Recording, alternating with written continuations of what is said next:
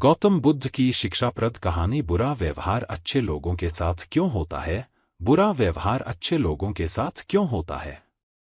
मित्रों, आपने भी देखा होगा कि पूजा पाठ करने वाले लोगों की जिंदगी बुरे काम करने वालों की तुलना में काफी कठिन होती है। यह आपने निश्चित रूप से सोचा होगा, इसलिए चलिए आपको इसका रहस्य बताते हैं। चलिए आपको पुराणों में वर्णित एक कहानी सुनते हैं, जो आपको बताएगा कि हर जीव को उसके काम के अनुसार फल मिलता है। अगर कोई अच्छे काम करता है तो उसे अच्छे फल मिलते हैं और बुरे काम करने वाले दुखी होते हैं। श्री कृष्ण ने बताया कि एक गांव में दो आदमी रहते थे। एक बहुत धार्मिक था और हर दिन मंदिर जाकर भगवान की पूजा करता था।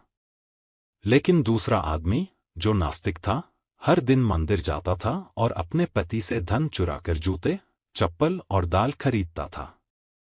एक दिन गांव में भारी बारिश हो रही थी और मंदिर में एकमात्र पुजारी था। नास्तिक आदमी मंदिर गया और सब कुछ चुराकर वहां से चला गया। उस समय एक आस्तिक व्यक्ति भी मंदिर गया और भगवान की पूजा करने लगा। मंदिर के पुजारी ने उसे उसी समय देखा और उसे चोर समझा। वह गांव के बाकी लोगों से बचकर भागने लगा। वह वहां से टकरा गया और घायल हो गया। मंदिर में चोरी करने वाला व्यक्ति आस्तिक को मिला। कल्प बीतने पर भी करोड़ पाप कर्म से नष्ट नहीं होते। जब दोनों मर गए, आस्तिक व्यक्ति ने यमराज से पूछा कि उसके साथ ऐसा क्यों हुआ। यमराज ने कहा कि अगर तुम पर झूठा आरोप लगाया गया तो तुम मर जाओगे, लेकिन तुमने अच्छे काम किए तो बच जाओगे। यमराज ने कहा कि उसके भाग्य में एक राजा बनना लिखा था, लेकिन उकसे ने अपने पापों के कारण वह सिर्फ एक छोटे से चोर बन गया। मित्रों, शास्त्रों में कहा गया है कि पाप कर्म के बिना भोगे गए करोड़ों का नाश नहीं होता। अगर कोई पाप करता है तो आज वह खुश हो सकता है, लेकिन कभी कभी उसे अपने पाप का फल भुगतना पड़ेगा। यह भी एक कहानी है कि एक बहुत पापी व्यक्ति एक रास्ते से जा रहा था और उसे बहुत सारा सोना मिल गया।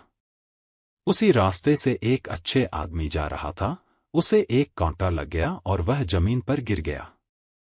उस स्थान पर कुछ लोगों ने सोचा कि यह बहुत गलत हुआ और दोनों आदमियों की कुंडली ले जाकर एक पंडित को दिखाई। पंडित ने कहा कि पापी व्यक्ति का भाग्य राजा बनना था, लेकिन उसके पाप के कारण अब उसे सिर्फ इतना सोना मिला है। उस भले और धर्मात्मा व्यक्ति के जीवन का आज आखिरी दिन था, लेकिन उसके अच्छे कर्मों की वजह से वह बच गया। क्या बुरे कामों से बच सकते हैं? शास्त्रों में कहा गया है कि हर व्यक्ति को अपने अच्छे और बुरे कामों का परिणाम भुगतना होगा। नेक कामों से अच्छे फल मिलते हैं और बुरे कामों से बुरे फल मिलते हैं। हमें अच्छे और बुरे दोनों कामों का परिणाम भोगना होगा।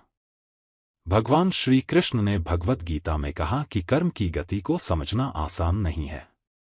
इसका अर्थ यह है कि यह समझना बहुत मुश्किल है कि किस जन्म में हमने क्या किया है और उसका क्या फल मिलेगा।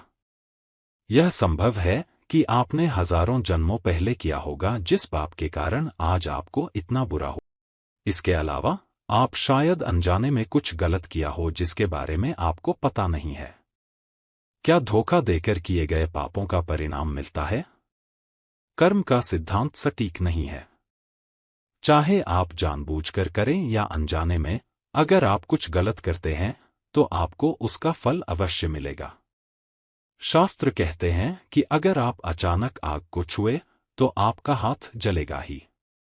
शास्त्रों में कई कहानियां हैं जो बताती हैं कि अनजाने में किए गए पाप का फल भी लोगों को मिला है। पांडवों के पिता महाराज पांडु की एक कहानी है कि उन्होंने एक हिरण को तीर मार दिया था। वे उस समय नहीं जानते थे कि एक ऋषि ने हिरण का रूप लिया था और उनको श्राप दे दिया था, जिसके कारण वे बाद में मर गए। सहस्त्रों के अनुसार क्षत्रिय राजाओं को शिकार करने की अनुमति थी और हिरण को मारना कोई पाप नहीं था, लेकिन पांडु को पता नहीं था कि वे एक ऋषि थे, इसलिए उन्हें इतना बुरा श्राप मिला कि वे मर गए। पाप से बचने के लिए क्या करें? श्रीमद्भगवद्गीता में भगवान कहते हैं कि कर्म और उसके फलों को समझना बहुत कठिन है, लेकिन प्रत्येक व्यक्ति अपने कर्मों के फल अवश्य प्राप्त करता है। श्रीमद्भगवद्गीता के अध्याय 18 में भगवान श्री कृष्ण ने कहा कि सभी धर्मों को छोड़कर मेरी शरण में आओ और मैं तुम्हें सभी पापों से मुक्त कर दूंगा। धन्यवाद।